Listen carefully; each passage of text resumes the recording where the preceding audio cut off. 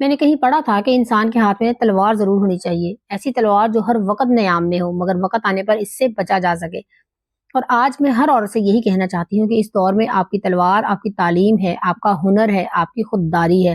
گھر سنبھالنے میں کوئی برائی نہیں، بیوی بننا، ماں بننا، گھر کا نظام چلانا کوئی کمزوری نہیں ہے، یہ تو عورت کی طاقت ہے۔ مگر مسئلہ تب بنتا ہے جب ایک 2 ٹکے کا انسان 2 روٹیوں کے پیچھے آپ کی سانسیں، آپ کی عزت، آپ کی زندگی تک کنٹرول کرنا شروع کر دے۔ جب وہ سمجھنے لگے کہ اس کے پاس تو کمانے کی طاقت ہی نہیں، یہ میرے بغیر کچھ نہیں کر سکتی، تب وہ عورت کو مارنے، توڑنے، تذلیل کرنے، اس کے جذبات کو کچل دینے کا حق سمجھ لیتا ہے۔ لیکن یاد رکھیں، اللہ نے کسی انسان کو یہ حق نہیں دیا کہ وہ آپ کو 3 وقت کی روٹی کے بدلے آپ کی پوری زندگی جہنم بنا دے۔ اور اگر آپ کے دل میں یہ خوف بیٹھ جائے کہ اگر میں اسے چھوڑ دوں تو سروائیو کیسے کروں گی، تو جان لیں یہ خوف نہیں، یہ وہ زنجیر ہے جو آپ کو ساری زندگی قید رکھتی ہے۔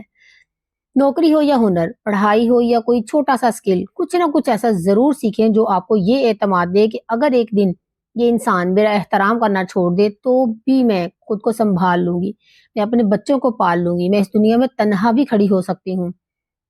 دنیا کی کوئی طاقت، کوئی رشتہ، کوئی انسان آپ کو یہ حق نہیں دیتا کہ وہ آپ کی خودداری چھین لے۔ اور یاد رکھیں، خود کفالت شوہر سے بغاوت نہیں ہوتی، یہ اپنی عزت کا تحفظ ہے، یہ اپنے آپ کو ورث دینے کا نام ہے۔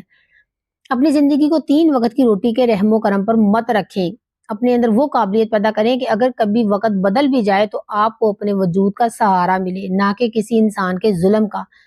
کیونکہ دنیا کا اصول ہے، جو عورت خود کو مضبوط بنا لے اسے کوئی مرد کمزور نہیں بنا سکتا۔